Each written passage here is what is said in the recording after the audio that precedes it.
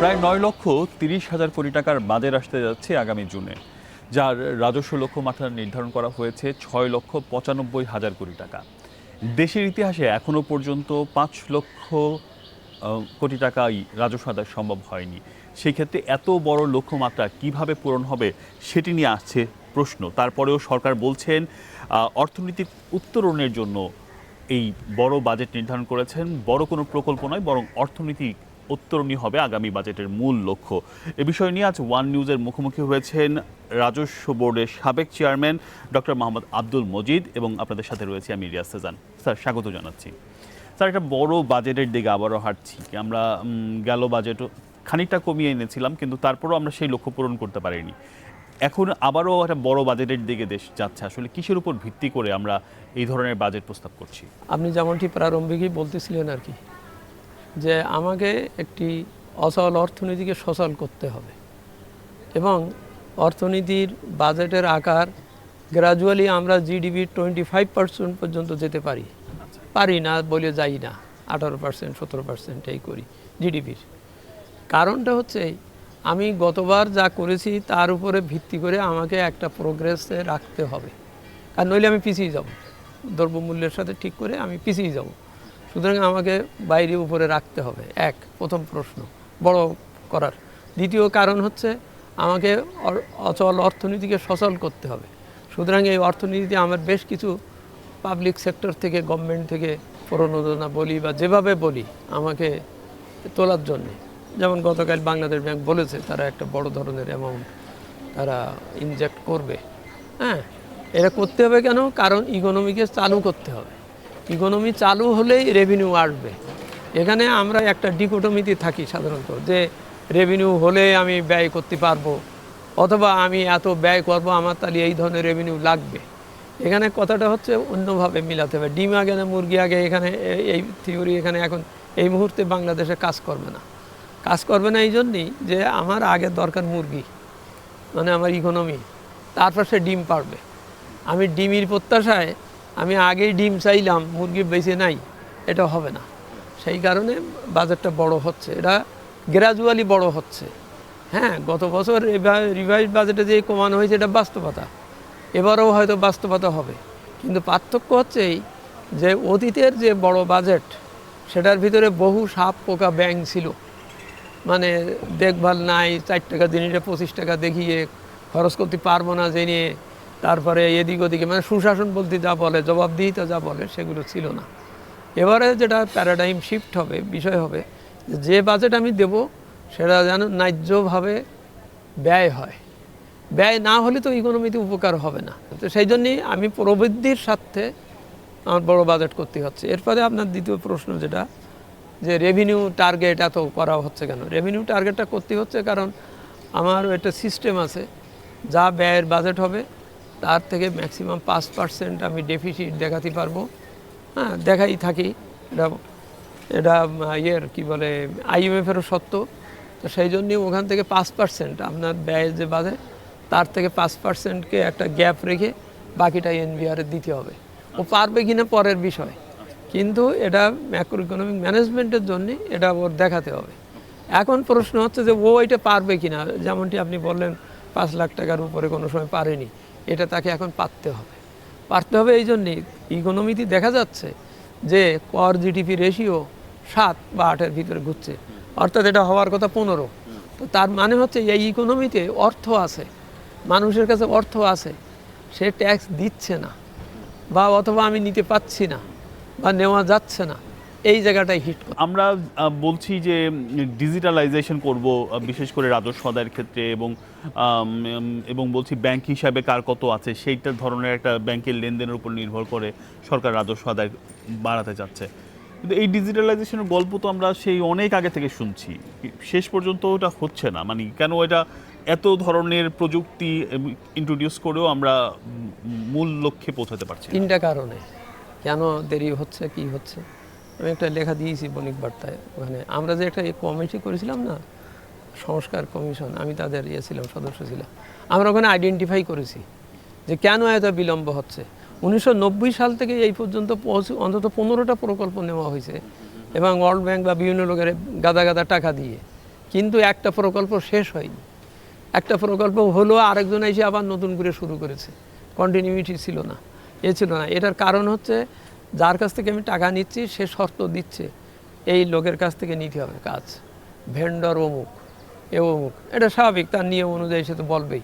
সেই ভেন্ডরের কাছে আমরা কাজ বুঝে নিতে পারিনি, বা সে কাজ অর্ধেক ফেলে তুই চলে গেছে, আমার তথ্য সব নিয়ে গেছে। যাওয়ার পরে আমি আমার নতুন করে শুরু করতে হয়েছে আরেকটা প্রকল্প নিয়ে, আবার ওইটা শেষ করতে পারি নাই। এর ভিতরে হয়তো প্রকল্প পরিচালক চেঞ্জ হয়েছে, সরকার চেঞ্জ হয়েছে, চেয়ারম্যান চেঞ্জ হয়েছে। চেয়ারম্যান তো 3 বছর পর চেঞ্জ হওয়ারই কথা। অর্থাৎ এইটাকে একটা পলিটিক্যালি কমিটেড করে করা হয়নি। অর্থাৎ এইটা তোমার করতে হবে এইভাবে যদি আমি বলতাম সিরিয়াসলি, ওই কোথায় ওই প্রকল্প পরিচালকের বদলি নাই, এই জিনিস এইভাবে করতে হবে, এটা করতে হবে, এইভাবে যদি জবাবদিহিমূলক করা যায় যে প্রকল্প কেন শেষ হয়নি, প্রকল্প কেন এটা হয়নি। দ্বিতীয় কারণ হচ্ছে এই যে অটোমেশনটা করতে হবে, শুধু এনবিআর হলেই হবে না তো, এর সাথে ব্যাংক আর যাদের ফিগার এর সাথে যুক্ত হবে তাদেরও অটোমেটেড হতে হবে, অর্থাৎ কম্প্রিহেন্সিভ হতে হবে। সেইটা কোনো সময় করা হয়নি। বাংলাদেশ ব্যাংকের মতো, ও বিআরটি এর মতো আমদানিকারক রপ্তানিকারক, আলটিমেটলি তো তারাই দেবে, তারাই তো ট্যাক্স দেবে বা নেবে, সুতরাং তারও অটোমেটেড থাকতে হবে।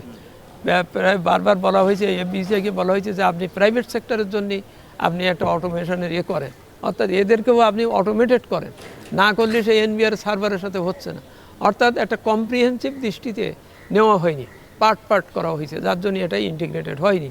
তৃতীয়ত হচ্ছে যে আমরা এইভাবে সিস্টেম করা উচিত যে এমনভাবে করব চেঞ্জ হবে, চেঞ্জের সাথে ওটা লিঙ্ক আপ হয়ে যাবে। এই চেঞ্জের জন্য আমি আবার নতুন করে শুরু করব।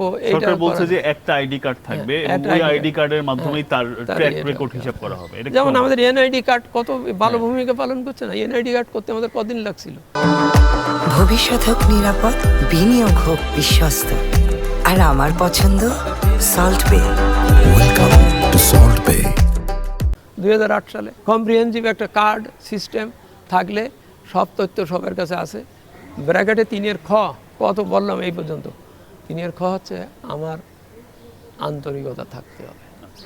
আমি এইটা যে বাস্তবায়ন করলে আমার কি লাভ হবে বা লস হবে, এই চিন্তা যদি আমি এখন শুরু করি, তো তাহলে তো আমি ওই সংস্কারের কাজে আমি পিছিয়ে যাব। একই সাথে বেসরকারি খাতের যারা বড় এই ধরনের, তারা মনে করে যে আগে ওনার সাথে লাইন করে কমাতে পারতাম, বাড়াতে পারতাম। যখন অটোমেটেড হয়ে যাবে তখন তো ফিগার তো উনিও চেঞ্জ করতে পারবেন না, আমি করতে পারবো। 3 পক্ষ দায়ী এখানে, সরকার, রাষ্ট্র কড়াভাবে বলবে তোমার এই টাইমের মধ্যে এটা করতে হবে, কী করতে লাগবে দেখবে, আর যে করবে তারও দৃঢ়চিত্ত থাকতে হবে। আমি আজকে করলাম, আসি কদিন খাটলাম, 2 দিন পর চলে গেলাম, আমি মনে করলাম আমার তো রিটায়ার হয়ে গেছে, আমার কি, এই মনে করলে হবে না। সরকার এরই মধ্যে এডিপি ঘোষণা করেছে, তার আকার 3 লক্ষ কোটি টাকা, যেটি সবচেয়ে এখন পর্যন্ত সবচেয়ে বড়, যেখানে গুরুত্ব দেওয়া হচ্ছে যোগাযোগ খাতে, রাস্তাঘাট উন্নয়ন, এই ধরনের খাতগুলোতে। আমরা দেখি যে তড়িঘড়ি করে একদম শেষ সময় সে এডিপি বাস্তবায়নের হার বাড়ানোর জন্য সরকার এই ধরনের বাস্তবায়ন শেষের দিকে সে করে। কেন এটা ধাপে ধাপে ওই প্ল্যানিং ওয়াইজ করা হয় না? এই একটা বড় আকার ধরলাম, শেষে গিয়ে আমি বাস্তবায়ন করার জন্য রাস্তাঘাট কাটা শুরু করলাম জুন জুলাই থেকে। না, এটা হচ্ছে আমার যে এসওপি যেটা দেওয়া আছে সেটা ফলো না করার জন্যে। 2006 সালে কিন্তু আমরা পুরোপুরি এই সিস্টেমগুলো পাল্টেই দিয়েছি। আমি ফাইন্যান্সে ছিলাম যখন, জয়েন্ট সেক্রেটারি ছিলাম, পাল্টে দিয়েছি এই যে টাকা ল্যাপস হবে না, সুতরাং তোমাকে জুন মাসের মধ্যেই এই টাকা খরচ করতে হবে, না করলে মানে কাজ হোক আর না হোক করতে হবে, এইটা না।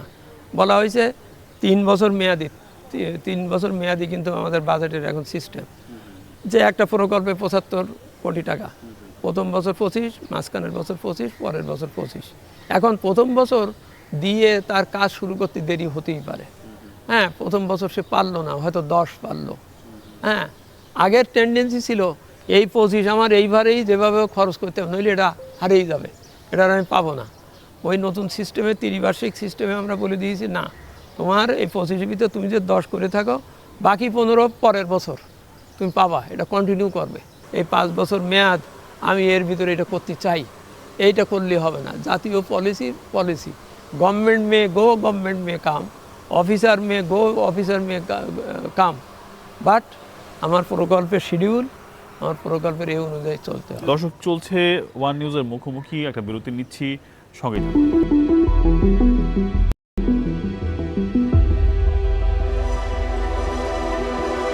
আরেকবার স্বাগত জানাচ্ছি ওয়ান নিউজের মুখোমুখিতে। আমরা আলাপ করছিলাম এবছরের বাজেট কেমন হতে যাচ্ছে। আমাদের সাথে আজ রয়েছেন রাজস্ব বোর্ডের সাবেক চেয়ারম্যান ডক্টর মোহাম্মদ আব্দুল মজিদ। আমরা আলোচনা করছিলাম, স্যার আবারও ফিরছি আপনার কাছে। আমরা এডিবি বাস্তবায়ন নিয়ে আলোচনা করছিলাম। একটা বড় কর জাল ছড়িয়ে দেওয়ার কথা বলা হচ্ছে, যারা আমাদের অনেক বিশেষ করে ক্ষুদ্র ক্ষুদ্র ব্যবসায়ী যারা আছে তাদের উপর নতুন করে কর ইন্ট্রোডিউস করার কথা বলা হচ্ছে এবং নানাভাবে এইটা আরও ছড়ানোর কথা বলা হচ্ছে। এবং আপনিও বলছিলেন যে আমাদের ইনকামের তুলনায় আমরা অবশ্যই কর কম দিই, না হলে তো আমাদের এই রেশিও হতো না।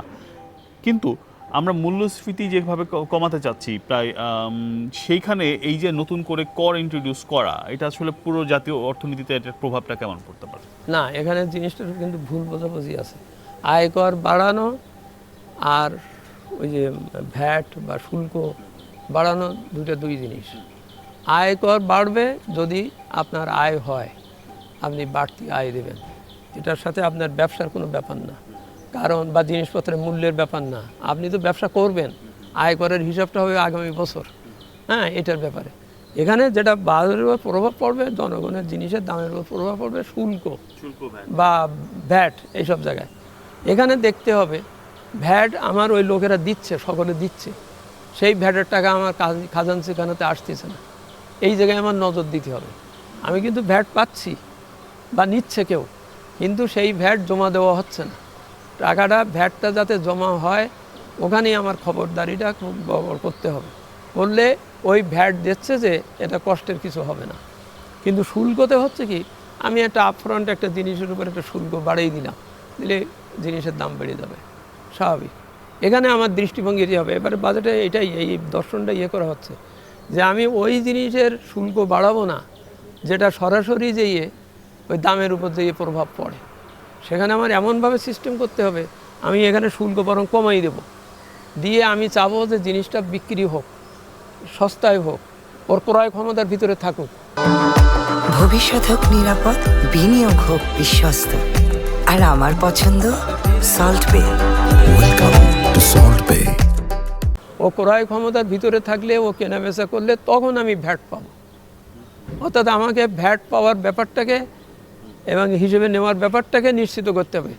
এখানে আমি হঠাৎ করে একটা কর বাড়িয়ে দিয়ে, মানে শুল্ক বাড়িয়ে দিয়ে ওর ব্যবসা করাটাকে যদি আমি থামিয়ে দিই, তাহলে আমার কিছু হবে না। জানি যে IMF এর এক ধরনের চাপ থাকে আমাদের ভর্তুকির উপর।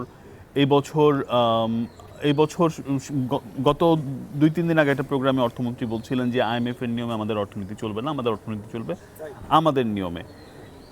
এই যুক্তিটাকে আপনি কেমনভাবে দেখেন, এটা একটা প্রশ্ন। আর একটা হচ্ছে গিয়ে সরকার কিন্তু ভর্তুকি তার যথাযথভাবেই রাখছে, বরং বাড়াচ্ছে। এটা 2023 সালে নেওয়া, তৎকালীন সরকার, তারা তাদের তখন ওই খতম তারাবির আগে আর কি, তারা জানে ভালো করে যে রাত 12:30টার সময় আমার অর্থনীতি ভেস্তে যাবে, হ্যাঁ, যাবে। তখন IMF বলেছে তোমার আমি এই এতটা টাকা দেব, ও বলতেছে আমি চুক্তি স্বাক্ষর করিয়ে নেই, পরে আমি থাকি না থাকি কী হবে এটা পালন করতে পারবো কি না, এসব না বুঝেই IMF-এর কাছে সত্যটা নেওয়া হয়েছে। হ্যাঁ, সেখানে ওই ভর্তিকে কমাতে হবে, করতে হবে, অনেক কথা আছে। কিছু না দেখে শুনে নিয়ে নিয়েছে, কারণ তার টাকা নেওয়া দরকার ছিল, করেছে। কিন্তু এই যে পরবর্তীকালে অন্তর্বর্তীকালীন সরকার বা বর্তমান সরকার যেটা শ্রীলঙ্কা করেছে, শ্রীলঙ্কা কিন্তু IMF-এর সত্যের জন্যই ডুবে যাচ্ছিল, শেষ হয়ে যাচ্ছিল, একবার গর্তে পড়েও গিয়েছিল। পরে ওই যে আন্দোলন হয়ে গোতা বইয়া চলে গেল। এরপরে নতুন সরকার এসে বললো প্রথমে IMF-এ বললো আমি আপনার এই সত্যে ন যাইও, আমি আপনার এটা নেব না, আমার অর্থনীতিতে এই ক্ষতি হয়েছে আপনি দেখছেন, সুতরাং এইখান থেকে আমি উঠে আসছি যে আপনি কি দিতে পারবেন বেল আউট করার, সেইটা দেবেন এবং সেই শর্ত আমি মেনে নেব যেটা আমি পালন করতে পারবো। সেটা এইভাবে করে নিয়েছিল শ্রীলঙ্কা, তারা কিন্তু উঠে আসছে। আমাদের যেটা করা হয়নি, আমরা সেই 23 সালের ওই সকল কথা মেনে নিয়ে যে শর্ত, সেইটা নিয়ে আমরা আসি। এই প্রথম মাননীয় অর্থমন্ত্রী, নতুন সরকারের অর্থমন্ত্রী বলেছেন যে IMF-এর এই শর্ত দিয়ে আমার হবে না, কারণ IMF শর্ত মানতে গেলে আমার এই অর্থনীতি টিকবে না। জুনে একটা ছাড় ছিল, তাদের অর্থের ছাড় ছিল, আমরা তাদের অর্থ নেগোসিয়েশন করতে না পেরে কি এই জায়গায় আসছি, নাকি এটা আমাদের সিদ্ধান্তের জন্যই? আমি IMF-এর কাছে আমার সেই পূর্বের সরকার যেসব শর্ত মেনে নিয়ে টাকা নেওয়ার কথা বলেছে এবং এক একটা কিস্তির কথা বলা হয়েছে, আমি এখন দেখতেছি আমি এমন একটা অবস্থায় আছি, আমি যদি ওনার শর্ত মেনে চলি তাহলে আমার ইকোনমি বাঁচে না, চলে না। তো সেই জন্যই আমাকে এই কঠোর হতে হচ্ছে। তাহলে কঠোর হলে ও হয়তো টাকা দেবে না, কথার কথা বলছি, আমাকে আমার মতন ম্যানেজ করতে হবে। একটা সার্টেন টাইমে ওই কুটিল মহাজনের থেকে তোমার বেরিয়ে আসতে হবে। স্যার, তাহলে ভর্তুকির প্রসঙ্গে আসি। সরকার বেশ কিছু জায়গায় আবার ভর্তুকি দিচ্ছে, আপনি বলছিলেন বিদ্যুৎ খাতে দিচ্ছে, মানে যেই খাতগুলো এবং ইরানের যেই যুদ্ধটা হচ্ছিল সেই প্রভাবে যেভাবে আমরা ক্ষতিগ্রস্ত হচ্ছি সেটা মোকাবেলার জন্য সরকার অলরেডি একটা বড় বাজেট খরচ করেছে, তারপরেও তার সে ভর্তুকির মধ্যে এখনো সে একটা বড় অংশ সেইখানে রাখছে। কিভাবে দেখেন? না, এটা তো বললাম তো, এটা অনিবার্য। কারণ আমি যদি ভর্তুকি না দেই তাহলে তো আপনি টিকবেন না, আর আপনি না টিকলে আমি রেভিনিউ পাবো না, আমার অর্থনীতি টিকবে না, আমার এখানে অসন্তুষ্ট তৈরি হবে। স্কুলে ট্যাক্সের টাকায় টিচারের পড়াবার কথা, সেই টিচার না পড়িয়ে বলছে বিকেলবেলা কোচিং করো, সেখানে আমার সাবজেক্ট প্রতি 2000 কোটি টাকা আমার আলাদা দিতে হচ্ছে আউট অফ পকেট। তাহলে এরপর আর আমার আর তো ডিসপোজেবল ইনকাম আর থাকছে না, আমি জিনিস কিনতে পাচ্ছি না, ওদিকে বাজারের জিনিসের দাম বেশি। তো সেই জন্যেই এমনভাবে ভর্তুকি দেওয়া হবে বা দিতে হবে যাতে আমার প্রান্তিক জনগণের বা সকল জনগণের অন্তত পার্চেজিং পাওয়ারটা যেন কমে না যায়। সরকার তার প্রবৃদ্ধি লক্ষ্যমাত্রা নির্ধারণ করছে 6.5। আমাদের অর্থনীতি যেই মন্থর গতির মধ্য দিয়ে যাচ্ছে, সেখানে কি সেটা লক্ষ্য অর্জন সম্ভব কিনা? সম্ভব। আমি আবার বলি, জিডিপি যেটা বলা হলো ওর রেশিও কি? কৃষি রেশিও হচ্ছে সবচেয়ে বেশি, শিল্প অল্প। হ্যাঁ, শিল্প অল্প, ওই কৃষির সাথেই রিলেটেড কিছু শিল্প, সেখানে আমি বিদ্যুৎ দিতে পারছি না, কাজ হচ্ছে না, কর্মসৃজন হচ্ছে না। মেন সমস্যা হচ্ছে আমার লোকের চাকরি হতে হবে, লোকের চাকরি হলেই ওর পার্চেজিং পাওয়ার বাড়বে, ও জিনিসপত্র কিনবে। যেমন সরকার যদি বলে আমার 5 লাখ লোক শূন্যপদ আছে, এই 5 লাখ লোক যদি নেওয়া হয় 5 লাখ ফ্যামিলি বেঁচে যাবে এবং হয়ে যাবে। তো সুতরাং আমাকে ওইভাবে সমন্বয় করতে হবে। দর্শক, চলছে ওয়ান নিউজের মুখোমুখি। আমরা আলোচনা করছিলাম আজকে আগামী দিনের বাজেট প্রসঙ্গে। একটা বিরতি নিচ্ছি, সঙ্গে থাকুন।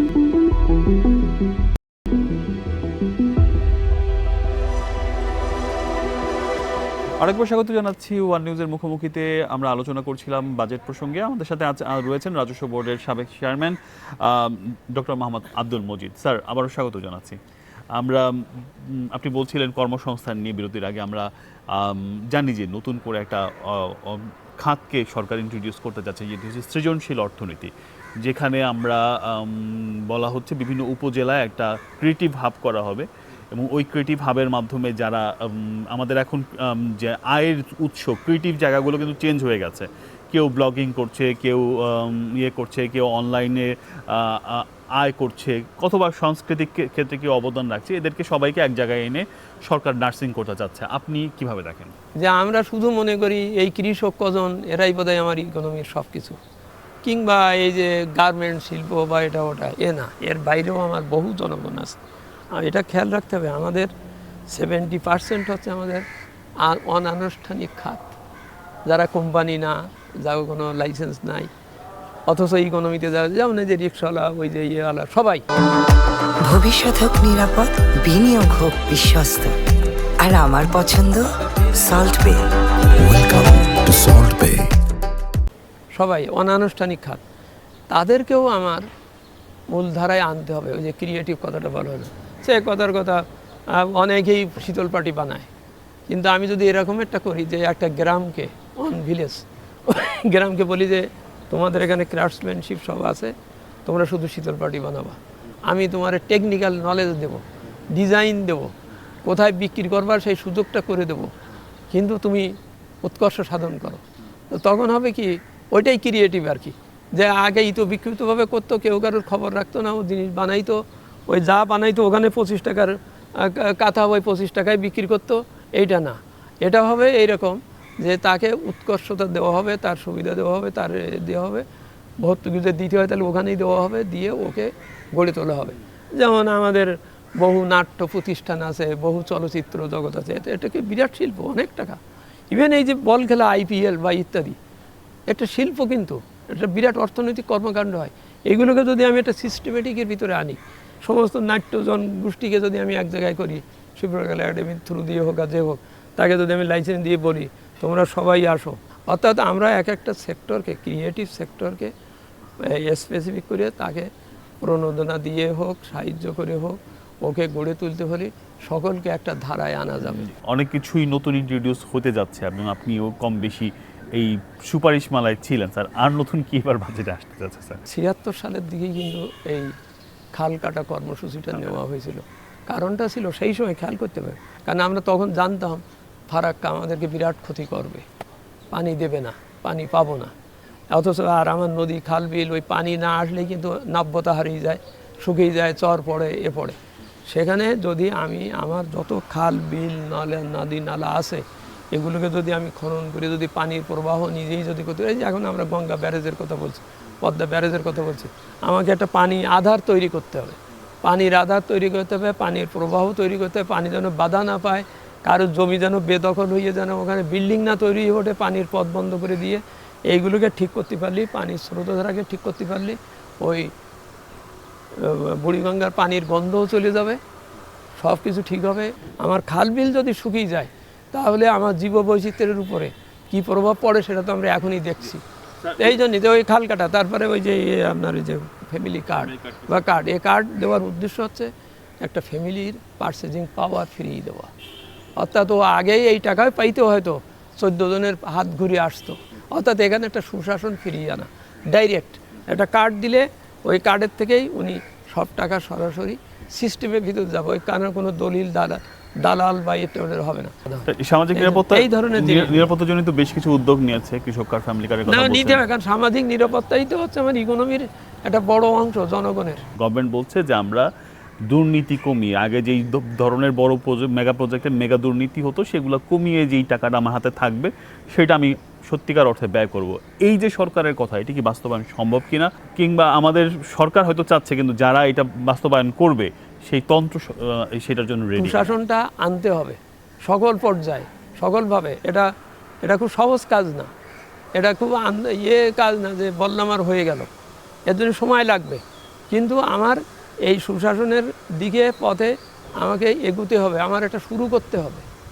এটা সম্ভব কি না খুব জটিল, এটাও সবাই জানে, কিন্তু সামান has to start it, otherwise তো এই সমাজ অগ্রগতিপূর্ণ যাবে না, কাজে আসবে না। জি, আমরা মনে করি দুর্নীতি অবসান হবে, আর আমাদের যেই সামনের লক্ষ্যমাত্রা এবং বাজেট সেটি আসলে বাস্তবায়ন সম্ভব হবে। সরকার আগামীর অর্থনীতিকে নতুন করে ঘুরে দাঁড়ানোর জন্য যে প্রচেষ্টা চালাচ্ছে সেটি বাস্তবায়ন হবে। অনেক ধন্যবাদ স্যার আমাদেরকে। আমি মনে করি আমাদের সকলের সহযোগিতা প্রয়োজন। ধন্যবাদ স্যার আমাদের সময়। আলাদা কিছু না। দর্শক, ওয়ান নিউজের মুখোমুখিতে আলোচনা করছিলাম আগামীর বাজেট প্রসঙ্গে। আগামীতে আবারও নতুন কোনো অতিথি নিয়ে আপনাদের সাথে যুক্ত হবো। সে পর্যন্ত ভালো থাকুন, চ্যানেল ওয়ানের সঙ্গে থাকুন।